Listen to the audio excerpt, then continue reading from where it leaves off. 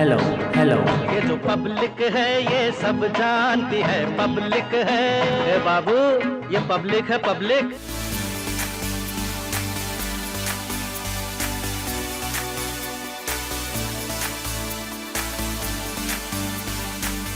नमस्कार, आप देख रहे हैं अपना फेवरेट कार्यक्रम जिसका नाम है ये पब्लिक है सब जानती है।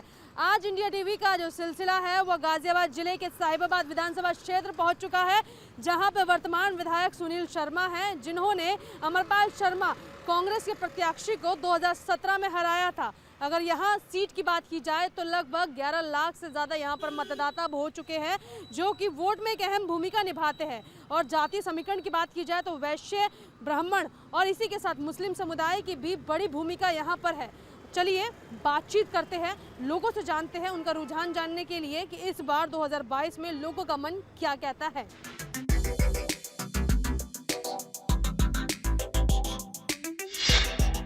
साहिबाबाद में वोट का समीकरण वैश्य, ब्राह्मण और मुस्लिम मतदाता तय करेंगे, क्योंकि शुरुआत की है ये पब्लिक है सब जानती है शो से हमने, और इंडिया टीवी हर विधानसभा क्षेत्र भी जाता है। ऐसे में मैं आ चुकी हूँ चंद्रशेखर पार्क में, क्योंकि सुबह का समय है और ये शालीमार गार्डन है साहिबाबाद का हिस्सा। और देखिए घर के जो सबसे बड़े लोग होते हैं वो यहाँ पर बैठे हुए हैं, धूप सेकने आए थे। हमने सबसे बातचीत की तो सब लोग एक जगह पर इकट्ठा हो गए।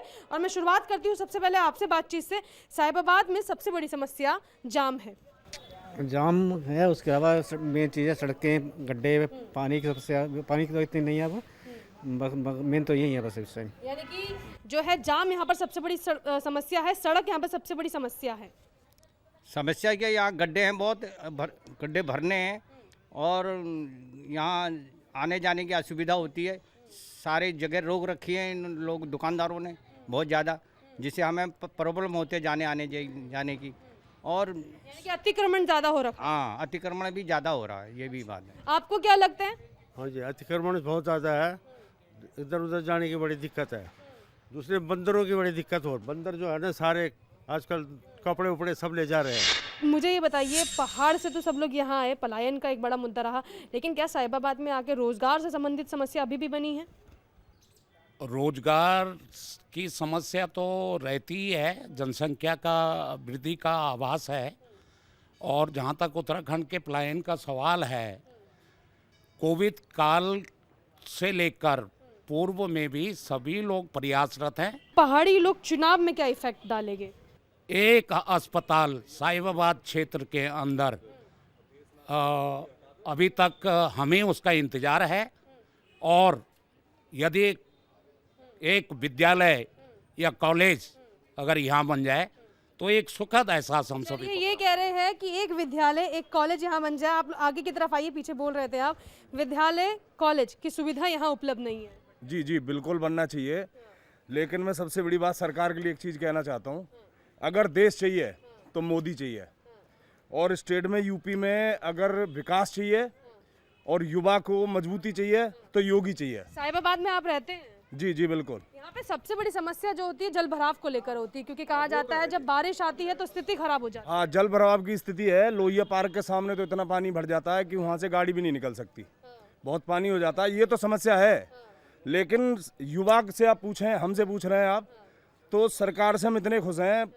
कमा तो हम हर सरकार में खा रहे थे, कमा के कोई सरकार घर देने नहीं आएगी, सब कुछ कमा के खाना पड़ेगा, लेकिन मोदी चाहिए, योगी चाहिए। बातचीत क्योंकि लगातार चल रही है, समस्याओं का जिक्र हो रहा है। उन्होंने कहा कि हॉस्पिटल की सुविधा भी उपलब्ध नहीं है। ना यहाँ हॉस्पिटल की सुविधा है, ना सरकारी स्कूल की सुविधा है। यहाँ तो बहुत ही समस्या है इन चीज़ों की। तो अच्छा, एक जो बड़ा आदमी जो घर जाएंगे या दिल्ली जाएंगे, ना कोई बच्चों को सरकारी स्कूल है यहाँ, ना कोई कॉलेज है, ना पीने का पानी है यहाँ ढंग से। इन चीज़ों की बड़ी समस्या। मैं ये जानना चाहती हूँ कि किस तरीके से अच्छा हो रहा है, क्योंकि इन्होंने अपनी कमियां बताई। आप मैं जानना चाहती हूँ कि अच्छा क्या काम हुआ है? अच्छा काम तो यह है, जैसे नालियों को रहे हैं बहुत बंद पड़ी रहती थी, तो ये अब सही हो रहा है, सारा काम सही हो रहा है। और कूड़ा कबाड़ बहुत था, वो भी साफ हो रहा है, मीठा पानी आ ही रहा है। चलिए, यहाँ पर किसकी शिकायत है कि मीठा पानी नहीं पहुँच रहा? क्योंकि उनका कहना है कि मीठे पानी की तो उपलब्धता है। मीठे पानी है तो सही, लेकिन सब जो है ये सोसाइटी जो बनी है सब मकानों में नहीं है। जिन्होंने कनेक्शन ले रखे हैं उनके पास है। पानी की समस्या यहाँ हमें 2 दिन के बाद 15 मिनट और 80 फुट ऊपर टंकी बनी है, 2 टंकी, डबल टंकी। 15 मिनट पहले पानी आता था, अब हमें रोज़ आधा घंटा पानी मिलता है, मगर पानी इतना गंदा है कहने के बाद। नंबर 2, अगर मामूली सा चोट या किसी बच्चे को आए, बुजुर्ग को आए, अस्पताल लेना पड़ता है, ये फटाफट ICU वगैरह के हमारे कपड़े तक उतारते हैं। यहाँ पर एक अस्पताल की बात नहीं, डिस्पेंसरी तक नहीं है।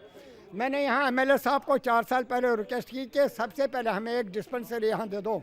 पाजी, मैंने आपके पास आना है और मैंने आपसे सवाल ये पूछना है कि इस बार जो है जल भराव बड़ा मुद्दा हो गया है, सड़क खराब बताई जा रही है, अस्पताल की व्यवस्था नहीं है, कॉलेज की व्यवस्था नहीं, लेकिन एक बड़ी अच्छी खबर आ रही है कि रैपिड रेलवे जो है वो साहिबाबाद से होता हुआ गुजर रहा है। तो लगता है कि विकास छूता हुआ जा रहा है साहिबाबाद में। नहीं, वो तो विकास तो हो रहा है, लेकिन जो लोग चाह रहे हैं वो नहीं हो रहा, क्योंकि जब पानी का मुद्दा, पानी इतना हो रहा है बरसात के दिनों में, कोई सेफ नहीं हो रहा था, आ नहीं सकता बिल्कुल, इसलिए ये को करना चाहिए। मैं आ रही हूँ, उनका कहना है सड़क तो ऐसी बन गई है कि पैर रखिए तो सिर्फ चलते जाइए। नहीं, देखो सबसे बड़ी क्या है, ये इंक्रोचमेंट वालों ने दुकानों में नाले बंद कर रखे हैं और पानी लेकिन इन्होंने सड़कों का जिक्र किया, आप क्या कहेंगे? नहीं, सड़कें तो खराब थी लेकिन कुछ ठीक हुई हैं, लेकिन अभी भी कुछ खराब है। पैर रखिए और सड़कते जाइए। अभी भी बहुत सी सड़कें हैं जो खराब है, जैसे सीमापुरी से आते हैं उसमें भी अभी खड्डे हैं, इधर आराधना से आते थे वो कुछ ठीक हो गई है, मरम्मत करा दी, लेकिन फिर भी बहुत सी कमियां हैं अभी, जो यहाँ विकास जो होना चाहिए वो नहीं हुआ अभी। बरसात के दिनों में जल जमाव तो होता ही है, पानी बिखरता है और उससे बीमारियां फैलती हैं। उसके बाद यहाँ कमी है एक सरकारी अस्पताल की, शिक्षण संस्थान की कमी है, जिसके चलते सही रूप से यहाँ कुछ गरीब तबके के बच्चे हैं जिनको शिक्षा नहीं मिल पाती है, समुचित इलाज नहीं मिल पाता है। ये यहाँ की हम कह सकते हैं कि सबसे पहली आवश्यकता है। औद्योगिक घरानों की बात की जाए तो पलायन कर रहे हैं।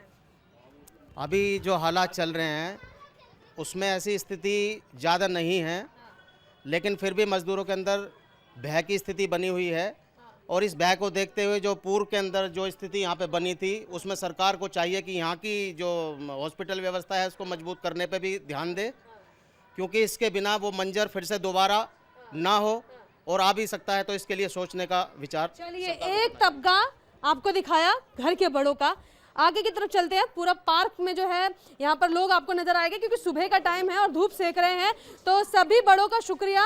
आगे की तरफ चलते हैं तो जानने की कोशिश करते हैं और बातचीत करते हैं।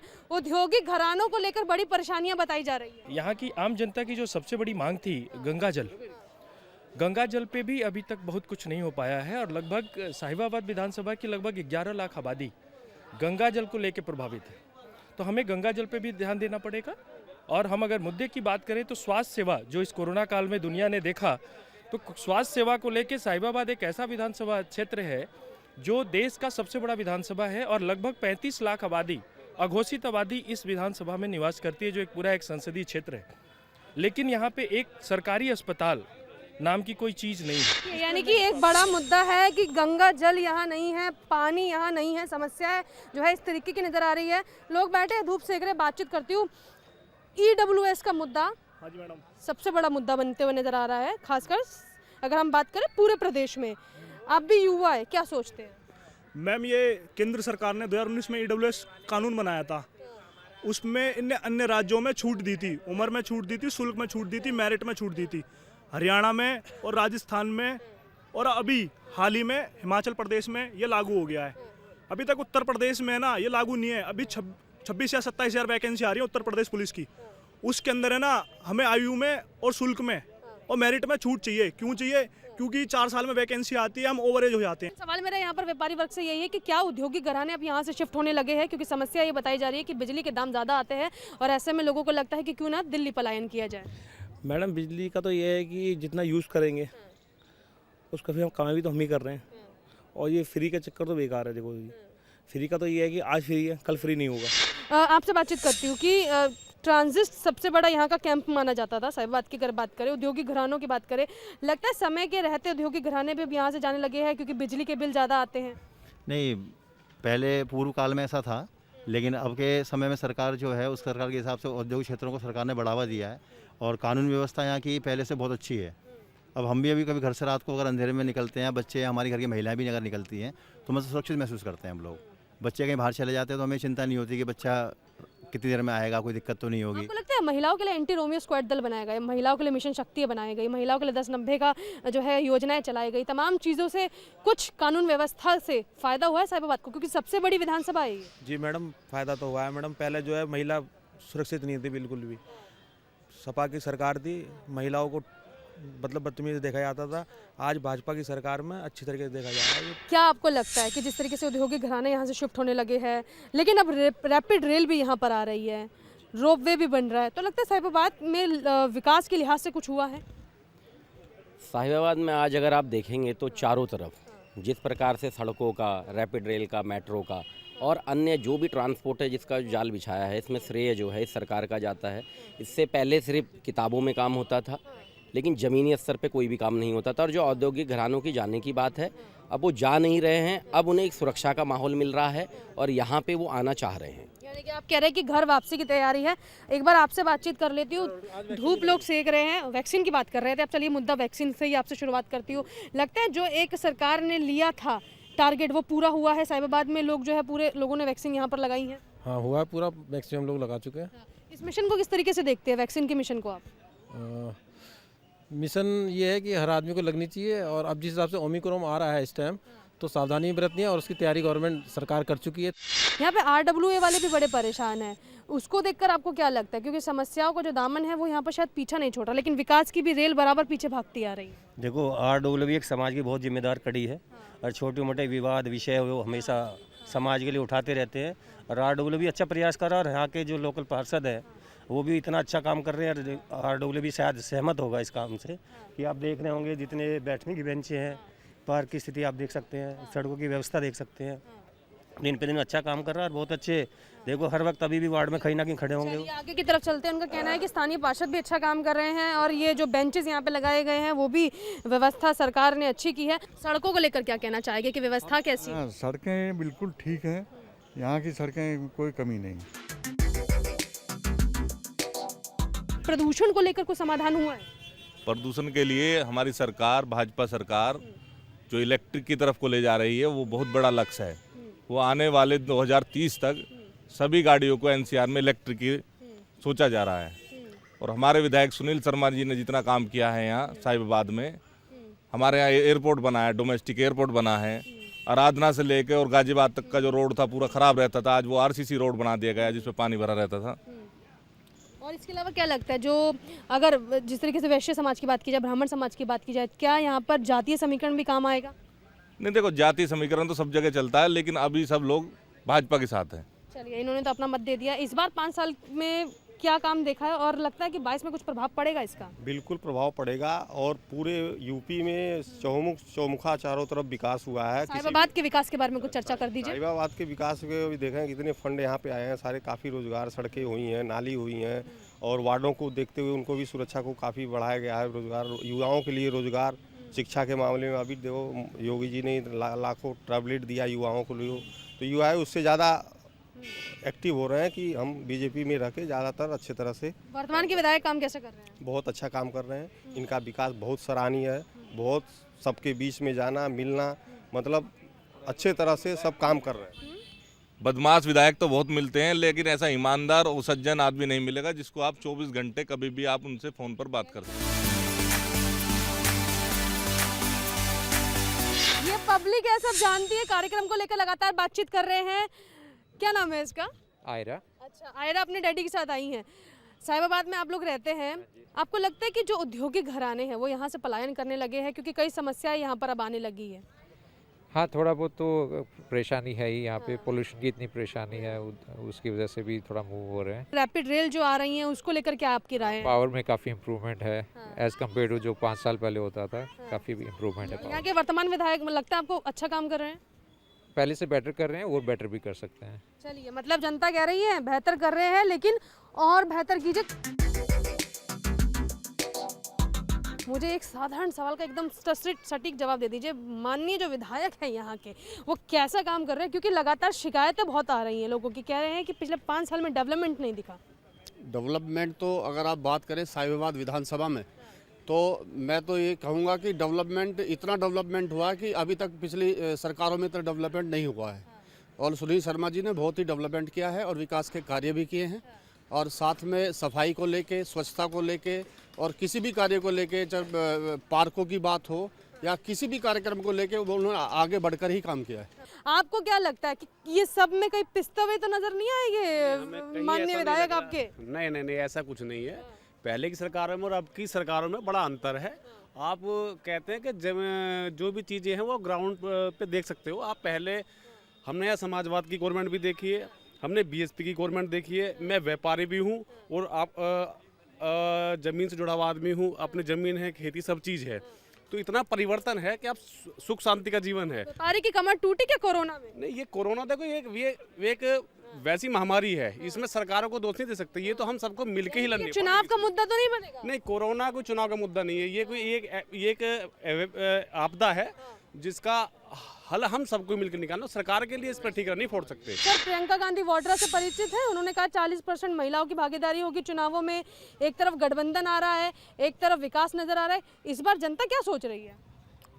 प्रियंका गांधी जो सोच रही है कि 40% महिलाओं की भागीदारी होनी चाहिए, बात तो ठीक कह रही है, लेकिन वो अपनी बात पे अमल करें, ये बहुत बड़ी बात हो जाएगी। टैबलेट बांटे गए, रोजगार को देखते हुए सरकार भी वादे कर रही है। आपको लगता क्या है कौन किस पे भारी पड़ेगा? टैबलेट तो योजना जो है वो तो छात्रों के लिए है, वो बांटनी भी चाहिए और ज़रूरी भी है, क्योंकि रोज़गार और शिक्षा की दृष्टि से वर्तमान सरकार अच्छा कार्य कर रही है। तो मुझे लगता है कि विपक्ष जो तरीके के रोजगार पिछले 5 साल में साहिबाबाद की जनता को मिले हैं।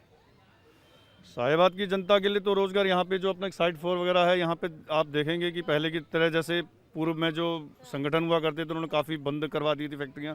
वर्तमान में सरकार के प्रोत्साहन से नई नई फैक्ट्रियाँ, आईटी क्षेत्र खुल रहा है। क्षेत्र में चूँकि एनसीआर है, एनसीआर में निकट होने की वजह से मुझे लगता है कि ज़्यादा यहाँ जो साहिबाबाद में रोजगार की दृष्टि से कार्य हो रहा है। कार्यक्रम का समापन भी यहीं से करते हैं। और आपने देखा होगा कि पार्क में आए थे, सुबह का समय है, जनता से मिली जुली राय ली और कार्यक्रम का नाम भी आपने सुना है, यह पब्लिक है, सब जानती है। साहिबाबाद में कहीं जनता सड़क से नाराज़ है, बिजली की जो है आपूर्ति कहीं पूरी होती हुई नजर आ रही है, कहीं गड्ढों में सड़क और सड़क में गड्ढे जैसी बातें यहाँ पर आप सुन रहे हैं, कहीं विकास की धारा बह रही है, कहीं रैपिड रेल का जिक्र हो रहा है, कहीं रोपवे बन रहा है और कई बात कही जा रही है कि साहिबाबाद का जो विकास है वो भी अपने अपने तरीके से हो रहा है। लेकिन ये तो 22 में अब तय होगा कि साहिबाबाद की जनता किसको दोबारा गद्दी पे बिठाती है और अब अपना आखिरी निर्णय क्या लेती है, क्योंकि चुनावों में अब कुछ ही पल बाकी है। कैमरा पर्सन राजीव के साथ मैं भावना, इंडिया टीवी, साहिबाबाद।